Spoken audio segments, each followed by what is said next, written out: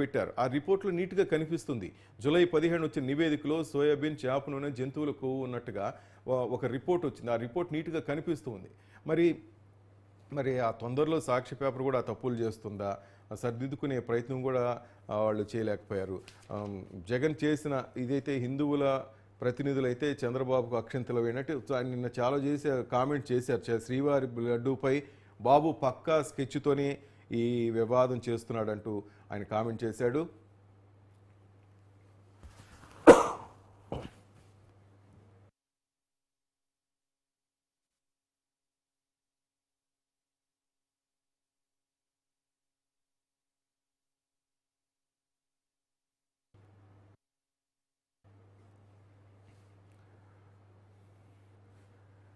Right, ఇది మొత్తం మీద రాజకీయ వివాదంగా అనుకున్నారు అంతా, కానీ రాజకీయం నుంచి పక్కకు వెళ్ళిపోయింది.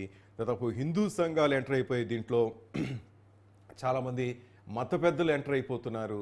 ఈ వివాదం ఇంత ఒక కొలిక్కొచ్చే అవకాశం మాత్రం కనిపించట్లేదు. రోజు రోజుకి లడ్డూ వివాదం ముదిరిపోతుంది. నేషనల్ మీడియా కానీ ప్రతి ఒక్కరు కూడా ఇదే అంశం మీద డిబేట్లు పెడుతున్నారు. పెద్ద పెద్ద మత పెద్దలు సీరియస్ అవుతున్నారు. ఎందుకంటే ప్రతి ఒక్కరికి నార్త్లో బాలాజీ అంటారు, తమిళనాడులో పెరుమాళ్ అంటారు, ఇక్కడ మనం శ్రీనివాస్ అంటాము, శ్రీహరి అంటాము. ఏ రూపంలో గొలుచుకున్నా ఆ తిరుపతి శ్రీనివాసుడు అంటే అందరికీ ఇష్టమే, ఇలవేల్పుగా చాలామంది భావిస్తూ ఉంటారు. అలాంటి స్వామికి నైవేద్యం సమర్పించే లడ్డూ కానీ, మనకిచ్చే ప్రసాదం లడ్డూలో కానీ ఇలాగా జంతువుల కొవ్వు, ఆ నెయ్యి ఉపయోగించే నెయ్యిలో జంతువుల కొవ్వు ఉందని ఆ రిపోర్టు రావటం, నిన్న ఈవో శ్యామలరావు మరోసారి డిక్లేర్ చేశారు, ఎస్ ఇది జరిగింది, నేను అందుకే అప్పట్లో బ్లాక్ లిస్ట్లో పెట్టానని చెప్పారు. సో ఈ నేపథ్యంలో ఇది దేశవ్యాప్తంగా చర్చనీయాంశం అవుతుంది. రైట్, గోపాల్ రెడ్డి సార్ మీరేమంటారు సార్? మొత్తం మీద ఇది ఇంతటితో ఆగేటట్టు కనిపించట్లేదు సార్. మీరు చెప్పినట్టుగా ఒక టీడీపీ వేసిన రాజకీయం అనుకుంటే సరే రాష్ట్రానికి అనుకోవచ్చు, కానీ దేశవ్యాప్తంగా ఇది ముదిరి పాకాన పడుతుంది సార్. అవునండి, ఇప్పుడు ఇంత పెద్ద హిందువుల మత విశ్వాసాలకు కానీ వాళ్ళ సున్నితమైన అంశము వాళ్ళ మనోభావాలు దెబ్బతినేదిగా ఒక రాజకీయ పార్టీ వేరే రాజకీయ పార్టీ ఆరోపణ చేసిన తర్వాత విషయం నీకు తేల్చాల్సింది మేము కూడా డిమాండ్ చేస్తున్నాం. వాళ్లే కాదు, మేము కూడా మా పార్టీ పైన మాజీ ముఖ్యమంత్రి పైన నెపం వేసి ఉన్నారు. కాబట్టి తప్పనిసరిగా నీకు తేల్చాలా, ఎవరు ఏమనేది తప్పనిసరిగా తేల్చాలా. ఇంతకుముందు టీడీపీ సంబంధించిన అధికారులు వచ్చినప్పుడు ఆయన అన్నాడు, 1000 రూపాయలకు తక్కువైతే కూడా మంచి నెయ్యి దొరకలేదు అని అంటున్నాడు ఆయన. మినిమం అంత పెట్టాలంటున్నాడు. నేను ఒక విషయం మనం చేస్తాను, అతను ఇంకా లైన్లోకి రాలేదు. ఇప్పుడు కూడా ఆన్లైన్ లో హెరిటేజ్ నెయ్యి 541 రూపాయలకు లభిస్తుంది. అంటే అది పూర్తిగా కల్తీనా అని నేను అడుగుతున్నా. ఆన్లైన్ లో ఎవరైనా అమెజాన్ లో కానీ ఏడైనా పెడితే 541 రూపీస్ పర్ కేజీ హెరిటేజ్ వస్తుంది. వాళ్ళు మళ్ళీ 20%, 10% మళ్ళీ వాళ్ళకి అమెజాన్ వాళ్ళకి కానీ సాధారణ మధ్య మీడియేషన్ చేసే వాళ్ళకి 20% కమిషన్ ఇచ్చిన తర్వాత అప్పుడు ఎంత పడుతుంది? 430 రూపాయలు పడుతుంది.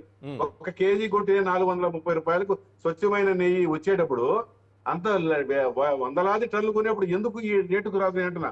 రేటుకు దానికి సంబంధం లేదు. 1000 రూపాయలుగా పెడితేనే మంచి నెయ్యి వస్తుంది, లేకపోతే రాదు.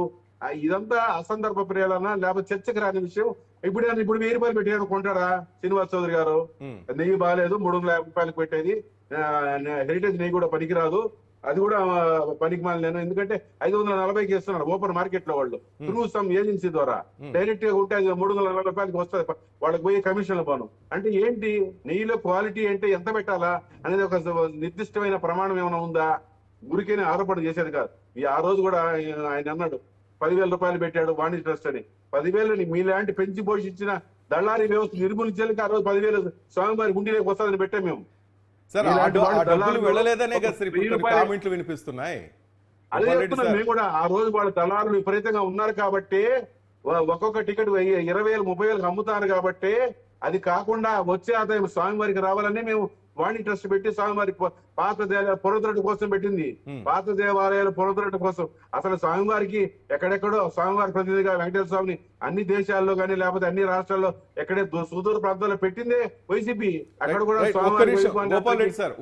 గోపాల్ రెడ్డి సార్, నిజంగా సార్ మీరు తిరుపతిలో మీరు ఉంటున్నారు, కొన్ని సంవత్సరాలుగా మీకు బాగా అనుబంధం ఉంది, కొండ మీదకి వెళ్తుంటారు మీ ఫ్యామిలీతో అంతా. నిజంగా చెప్పండి సార్, ఈ 5 సంవత్సరాల్లో నిజంగా లడ్డు అంత నాణ్యతగా ఉందా? గుండెల మీద చేసుకుని ఆ శ్రీవారికి మీరు రోజు కొలుస్తుంటారు, అబద్ధం చెప్పకూడదు సార్. పార్టీలు పక్కన పెడదాం సార్. నేను ఒకటి చెప్తున్నాను సార్, లడ్డు కేవలం 10,000 మంది లేకపోతే 5,000 మంది లేకపోతే 20,000 30,000 వరకు వచ్చినప్పుడు లడ్డు నాణ్యత లడ్డు సైజు అన్ని దాదాపు 40 ఏళ్ళు, నేను 1970 ఏళ్ళు ఇక్కడికి వచ్చాను ఈ ఊరికి, దాదాపు 46 సంవత్సరాలు. ఆ రోజు అర్ధ కేజీ లడ్డు ఉంది, ఇప్పుడు 250 గ్రాములు తగ్గింది. తర్వాత ఆ రోజు మనుషులతోనే మనుషులు చేస్తున్నారు లడ్లు, వాళ్ళ ఒంటరి రోడ్ల అయ్యవాళ్ళు సద్బ్రాహ్మణులే చేసేవారు. ఈ రోజంతా మిషనరీ వచ్చింది. మిషనరీ వచ్చిన తర్వాత రోజు లక్ష లడ్లు పైరుబీలు చేసేది తిరుమల లడ్లు. ఎక్కడ ట్రాన్స్ఫర్ కావాలన్నా ఏ ఊరికి పోవాలన్నా పార్టీలకు అతీతంగా మాట్లాడతాను నేను. ఎక్కడికి పోయి ఒక ఆఫీసర్ కాకా పట్టాల తిరుమల లడ్డు క్యాలెండర్ డైరీ, ఇదంతా ఒక వ్యాపార కేంద్రంగా తిరుమల దేవుణ్ణి ప్రజలు గాని లేకపోతే నాయకులు గాని అవసరం ఉన్నోళ్ళు దేవుని ఒక వ్యాపార వస్తువుకు ఎప్పటి నుంచో వాడుతున్నారు. చెప్పండి ఎవరైనా నేను లడ్డీ లేదు లడ్డించి పని, ఎవరైనా ఒక దగ్గరికి ట్రాన్స్ఫర్ కావాలన్నా లేకపోతే ఇంకొక ఏమైనా పని కావాలన్నా కాంట్రాక్ట్ బిల్లు కావాలన్నా ఎవరు పోలేదో కాంట్రాక్ట్ లేని ఎవరైనా ప్రజలే ఒక వ్యాపార వస్తువుగా దేవుణ్ణి అసలే మా కోరిక తిరిగితే మీకు వస్తాను వడ్డీ ఇస్తాను ప్రజలే ఆనాటి నుంచి ఈనాటి వరకు ఉంటారు. ఎప్పుడైతే యంత్రాలతో తయారు అయిపోయిన లడ్డు ఉంటుందో అది స్వచ్ఛంగా మన చేతితో చేసినంత నాణ్యత రాదు, తప్పనిసరిగా రాదు. నేను ఒకటి చెప్తానండి సున్నితమైన అంశము, ఒకటే విషయం. నేను దాదాపు 11 సంవత్సరాలు ప్రతి శుక్రవారం దర్శనం చేసుకున్నా. ప్రతి శుక్రవారం అంగ ప్రదక్షిణ చేసి స్వామి వారికి పొల్లు తొండాలు పెట్టి దర్శనం చేసుకున్నా. 11 సంవత్సరం ఎన్ని ఏమైనా అభాంతరం రాని ఎక్కడికి కూడా పోయేదిలే, ప్రతి వారం పోయి దర్శనం చేసుకున్నా. నేనే చెప్తున్నా, ఎందుకంటే అటువంటి అంగ ప్రదక్షిణ క్యాన్సిల్ చేసినప్పుడు ఉద్యమం చేసి తిరుపతి వాసులకు అంటే తిరుపతిలో స్థానికులకు 400 టికెట్లు ఇప్పించాను నేను గవర్నమెంట్ తో కొట్లాడి. ఈ రోజు టీడీపీ గవర్నమెంట్ వచ్చినాక ఎక్కేసింది అది. ఈ 2 నెలలు 3 నెలలు టికెట్లు ఇచ్చేసే లోకల్ వాళ్ళకి. ఏం అది గురించి పోరాడండి. భక్తులు తిరుపతిలో ఉండి స్వామిని నమ్మి వాళ్ళకన్నా అందరికన్నా విమర్శలు చేసే వాళ్ళకి ఎక్కువ నమ్మేవాళ్ళము. మేము అంగపరిశీలన చేసే వాళ్ళకు 400 టికెట్లు, నేను 700 ఉంటే 400 టికెట్లు ఆఫ్లైన్ అంటే డైరెక్ట్ గా పోయి తీసుకునేట్టుగా చేస్తే ఈ వస్తానే 3 నెలల్లో ఒక 20 రోజులు ఇచ్చేసి ఈయన 3 నెలల నుంచి టికెట్లు అంగప్రదర్శన టికెట్లు లోకల్ వ్యక్తులకు తిరుపతి వాస్తవులకి ఇలా. తిరుపతి వాస్తవుడిగా ఆయన శ్రీనివాస్ చౌదరి ఏం చెప్తాడు, ఎందుకు మానేశాడు అంటే తిరుపతి వాస్తవులు అంగప్రదర్శన చేయకూడదా? టీటీడీ తిరుమలలో దాదాపు 400 మంది 500 మంది దర్శనం చేసుకున్న రోజు కూడా అంగప్రదర్శన ఉంది. అత్యంత ప్రీతి పాత్రమైన సేవ అంగ ప్రదర్శన భక్తులసే. తెల్లారుజామున 3:30కు కొనేట్లు దూకేసి నేరుగా పోయి స్వామివారికి తడి బట్టలతో పొర్లుదండాలు పెడతారు. అటువంటి సేవను కూడా వీళ్ళు ఈ రోజు వచ్చి తిరుపతి వాసులు లేకుండా చేశారు.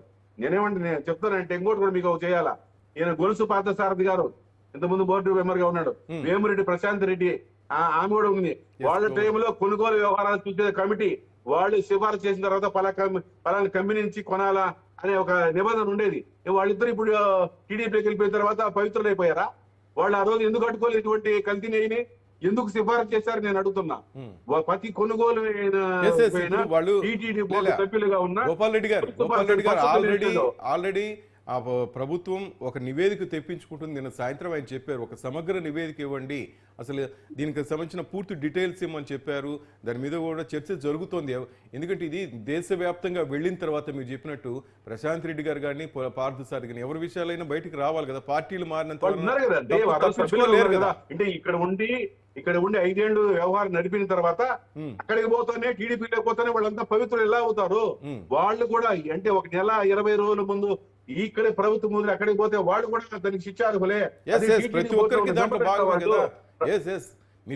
టీటీడీ బోర్డులో ఉన్నారు కదా, వాళ్ళు టీటీడీ బోర్డులో ఉన్నారు కదా, వాళ్ళని ఎందుకు వెలివేయకూడదు? వాళ్ళు కూడా సస్పెండ్ చేయండి. మీరు ఆ గవర్నమెంట్ లో మీరు టీటీడీలో బోర్డు మెంబర్ గా ఉన్నారు. ఆ రోజుల్లో ఇది జరిగి ఉంటే వాళ్ళు కూడా మీరు కూడా బాధ్యతలేని ప్రశ్నించిన రోజున అంటే ఇదంతా అంటే రాజకీయ ఆరోపణలు చేయడం లేదు. ఒక భక్తుడుగా ఒక తిరుపతి వాసిగా ఒక ఊరికే గాలిలో వేసిన అంటే ఒక సున్నితమైన అంశాన్ని ప్రజల మధ్యకి తీసుకొచ్చేటప్పుడు ఎంత పకడ్బందీగా తేవాలనేది నేను మాట్లాడుతున్నా. అది అలా చేయలేదు ఈయన.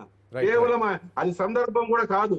సందర్భం కూడా ఆయన 100 రోజుల పండుగ అంటే 100 రోజుల పండుగ ఎవరికండి? 100 రోజుల పండుగ ఏమైనా ఒక వాగ్దానం అయినా ముందుకు తీసుకొచ్చాడా? అసలు కనువిప్పు కలిగేట్టుగా వరదలకు పూర్తిగా బాధ్యత ప్రభుత్వం ఫెయిల్ అయిన తర్వాత దాని ఏమంటారు డైవర్షన్ పాలిటిక్సా? దాదాపు 50-60 మంది చనిపోయారు. ఆయనకు ముందే తెలుస్తుంది. కంప్యూటర్ కనిపెట్టిన వ్యక్తి వరదలు వచ్చి ఆ విధంగా వాతావరణ కేంద్రం హెచ్చరిస్తున్నా కానీ నిద్రపోయిన ముఖ్యమంత్రి ఆయనేనండి మాకు చెప్పేది. ఆయన కూడా గోపాల్ రెడ్డి గారు మీరేమో నిద్రపోయారు చంద్రబాబు గారు అంటారు, ఆయనేమో జనాల మధ్య తిరిగి ఆయనే మార్కులు కొట్టేస్తున్నారు. ఇంకా చేశారా లేదా ఆయన అందరి మధ్య తిరిగి ఈ రోజు మహిళను ముట్టిన బయటకు వెళ్ళిపోతా ఎంఆర్ ఆఫీస్ లోనే ఉంటాను నేను కూడా. ఆయన అదే పని చేశాడు. ఆయన ఇల్లు మునిగింది కాబట్టి కలెక్టర్ ఆఫీస్ లో ఉన్నాడు. ఆయన ఇల్లు కొనకుండా ఉంది 10 అడుగులు పక్కనే వంతెన సత్యనారాయణ అనే వ్యక్తి ఉన్నప్పుడు ఆయనే చెప్పాడు కదా 16 అడుగులు మా ఆశ్రమంలోకి దానికైనా లోతట్టు ప్రాంతంలో ఉన్న చంద్రబాబు నాయుడు ఇంటికి వెళ్ళాలా ఆడి కూడా నీళ్ళు వెళ్ళింటాయి కదా. రైట్ రైట్, అది మరొకసారి మనం చర్చిద్దాం దాని గురించి, లడ్డు గురించి. శాండిలే గారు ఉన్నారు, ఫైనల్ గా మాట్లాడదాం. వార్తలు నిలుపుకోలేక చేసిన ఆరోపణలేనంట. Right, okay okay. వ్యవస్థను లేకపోతే